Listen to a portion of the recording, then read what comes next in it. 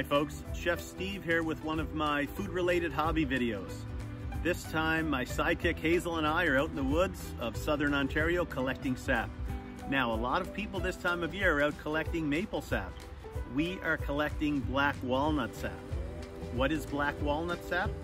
Well, any of you living in southern Ontario, Quebec, maybe the northeastern part of the United States may not recognize the tree. It's a beautiful 100+ foot tall tree, but you will probably recognize the baseball-sized green orbs that fall from it in the fall, sometimes hitting cars, the roofs of your houses, things like that. The interesting thing about the walnut, besides the fact that you can use it to cook just as you would a normal walnut, but the husk that surrounds the walnut, which is that baseball-sized orb I talked about, actually contains a dye within the juices of it, which will stain your hands almost like henna. So if you happen to pick one up to throw around in the fall because you found one and there's a crack in it, you will be wondering why you have this brown dye on your hands for a couple of weeks.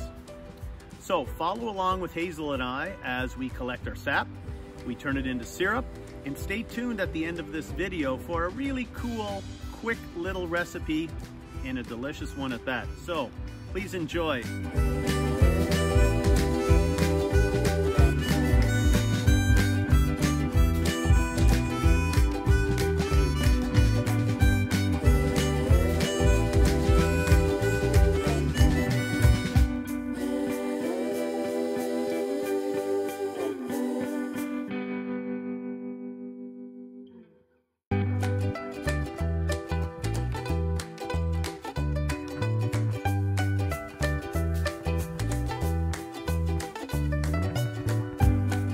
So we've gathered everything that we need to tap our trees, and we are now out in the woods. This is the black walnut tree I talked about. A lot of people don't realize what a great syrup this makes. I discovered it by chance, just by reading up on other things that I could tap because I didn't have any maple trees. But we have lots of black walnut here from a picture you've probably seen that I've put into the video. And here's what we're gonna do. So we're looking at our tree. South is that way, east is that way. Southeast is pretty near the best spot to tap your tree. The reason being is it gets the early morning sun, it warms the tree up, the tree sucks the moisture from the ground, comes up here, and if we put our tap here, then hopefully we'll get a lot more syrup, or a lot more sap. So what we're looking for, if you can see the bottom of the tree here, you can see how it comes straight down and then flares out. We're looking for these flares, which basically means that there's a big root system that's going along underneath the ground. And a big root system obviously means that something that's going to be able to suck up a lot of water from the ground and turn it into that sap that we're looking for. So we're looking here, there's south, there's east. This is a perfect spot right here. I'm gonna do it about chest high. I'm gonna look for a nice spot here.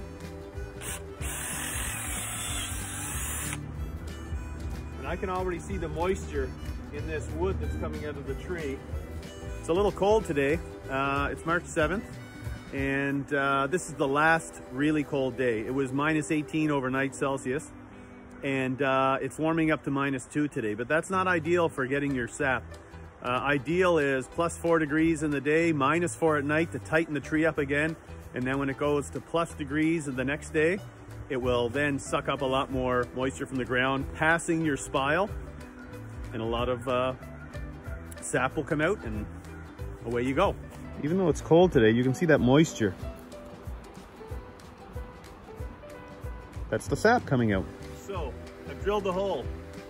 I'm watching this hole already, and there's sap dripping out of it as I speak. So I'm gonna put our spile in, gonna stick it in the hole.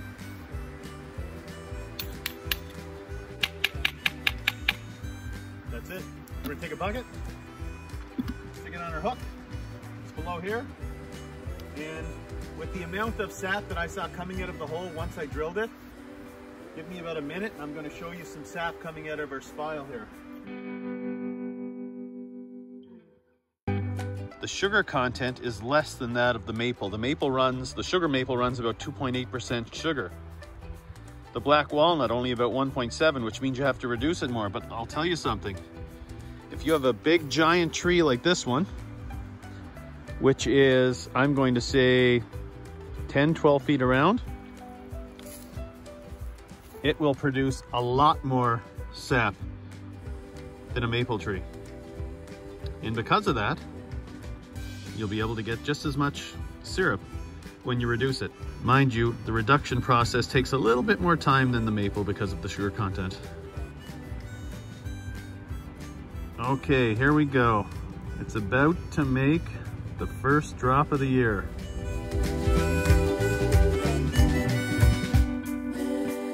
So that was fun. I didn't realize we'd be getting some sap today. I thought it was a little too cold, but I think this sunshine beating down on the tree has warmed it up. And that's why we're getting so much sap right now. It's just coming out prolifically. So last thing, let's put a lid on. So we pull this out, stick it here. There we go, there's a lid. Oh, and I just saw a deer run right behind me. We just missed a deer. That was exciting.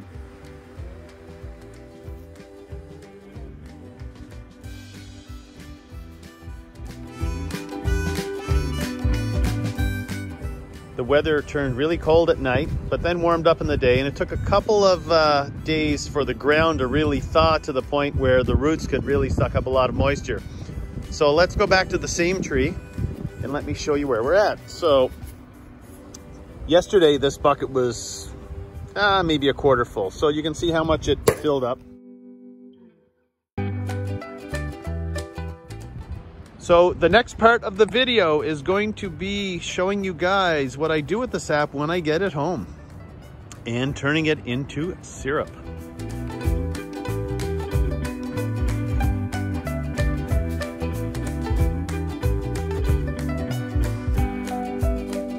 Well, we're now back in my kitchen and we are ready to make syrup.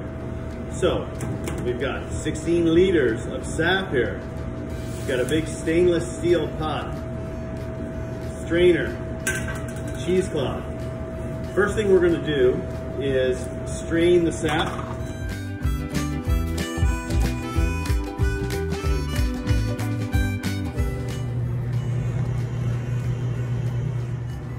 So now the reduction process is as simple gets. Big pot, 16 liters of sap on a stove, bring it to a boil. Reduce it down until the water evaporates, and we're left with about 65-ish% sugar to water. So 65% sugar, 35% water. You don't need to have a refractometer for this. Taste it, keep tasting it as it reduces, and when it gets to the point where you love it, you're done. So for myself, it's quite simple here with an industrial kitchen. Bring all my sap here, put it on the stove every day, reduce it.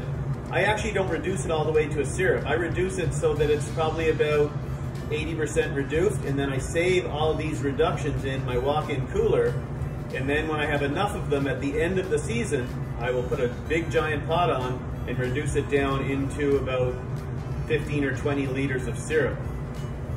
For you at home, it might be a little more difficult. If you're doing it on your electric stove or maybe gas stove, you can justify the cost of gas or the electricity to make yourselves and your family a bottle of syrup. If not, do it like they did in the woods in the old days. Big bonfire, pot on it, reduce it down. Okay, we're gonna see how this reduces periodically.